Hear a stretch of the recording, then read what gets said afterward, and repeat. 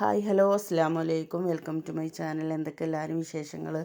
സുഖം തന്നെയല്ലേ? അപ്പം ഇന്ന് നമ്മളെ നാത്തൂനും കുട്ടിയൊക്കെ തിരിച്ച് ഗൾഫിൽ തന്നെ പോണ വിശേഷങ്ങളാണ് കേട്ടോ. അപ്പോൾ അതിന് ഓർക്ക് കൊണ്ടുപോകാൻ വേണ്ടിയിട്ട് ഉണ്ണിയപ്പം ഉണ്ടാക്കാൻ വേണ്ടിയിട്ട് ഇരുന്നിക്കാണ് കേട്ടോ.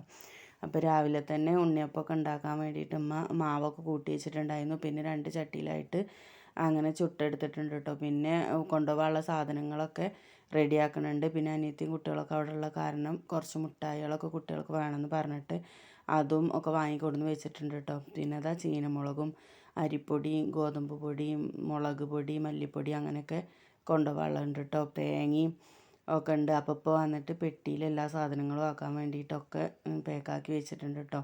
പിന്നെ ഈനാമ്പഴം വീട്ടിൽ തന്നെ ഉണ്ടായതായിരുന്നു.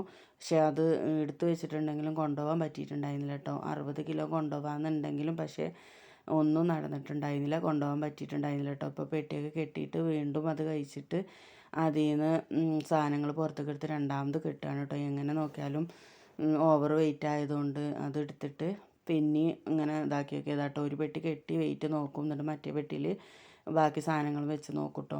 അപ്പോൾ എന്തായാലും ലാസ്റ്റ് 2 പെട്ടിയും കെട്ടി സെറ്റാക്കിയിട്ടുണ്ട്. പിന്നെ അതിൻ്റെ ഇടയിൽ ഓളെ ഡ്രസ്സുകളൊക്കെ നിറച്ചിട്ട് അതും പിടിച്ചിട്ട് പോവുകയാണെന്നൊക്കെ പറയാം കേട്ടോ. പിന്നെ പുലർച്ചെ 3 മണിക്കാണ് വീട്ടിൽ നിന്ന് ഇറങ്ങിയിട്ടുണ്ടായിരുന്നത്. അപ്പോൾ ഞങ്ങൾ എയർപോർട്ടിൽ പോകാൻ വേണ്ടിയിട്ട് 3 മണിക്കാണ് കേട്ടോ വീട്ടിൽ നിന്ന് ഇറങ്ങിയത്.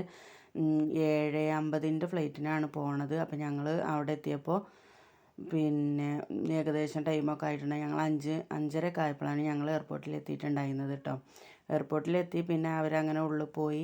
പിന്നെ ബോർഡിംഗ് പാസ്സൊക്കെ കിട്ടിയിട്ട് ഒന്നും കൂടെ പുറത്തേക്ക് വന്നിരുന്നു കേട്ടോ ഞങ്ങൾക്ക് കാണാൻ വേണ്ടിയിട്ട്. അപ്പോൾ കുട്ടി ഉള്ള കാരണം ഇപ്പം അവനെ ഏൽപ്പിച്ചതായിരുന്നു കേട്ടോ. പിന്നെ അങ്ങനെ അതൊക്കെ ചെയ്തിട്ടുണ്ടായിരുന്നു. ഇവിടെ ഇപ്പോൾ ഒരു നായ വന്ന് കിടക്കുന്നുണ്ട് കേട്ടോ. ഇവിടെ കുട്ടികളൊക്കെ പാടെ വന്ന് ഫോട്ടോ എടുക്കാൻ നോക്കുമ്പോൾ നായ എങ്ങനെയായാലും അവിടുന്ന് പോകണില്ല കേട്ടോ. അപ്പോൾ അതൊക്കെ നോക്കിയിട്ട് കുറച്ച് നേരം ഞങ്ങൾ അങ്ങനെ നിന്നിട്ടുണ്ടായി. പിന്നെ ബോർഡിംഗ് പാസ്സൊക്കെ കിട്ടിയിട്ടാണ് കേട്ടോ ഇവർ വന്നിട്ടുള്ളത്.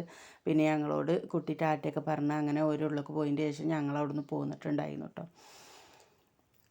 അപ്പോൾ അവൾ ഞങ്ങൾ ഉറക്കത്തു നിന്ന് എടുത്ത് കൊണ്ടുപോയതാണ്. അപ്പോൾ കരയുന്നാണ് വിചാരിച്ചിട്ടുണ്ടായിരുന്നത്. പക്ഷേ അവൾക്ക് അവിടെ അബ്ബാനെ കാണുന്ന സന്തോഷം കൊണ്ട് കരയൊന്നും ചെയ്തിട്ടുണ്ടായിരുന്നില്ല. അങ്ങനെ പിന്നെ പോയിട്ട് അവിടുന്ന് വണ്ടിയിൽ നിന്ന് തന്നെ ഡ്രസ്സൊക്കെ ചേഞ്ച് ചെയ്ത് കൊടുത്തിട്ട് പിന്നെ അങ്ങനെ പോയി.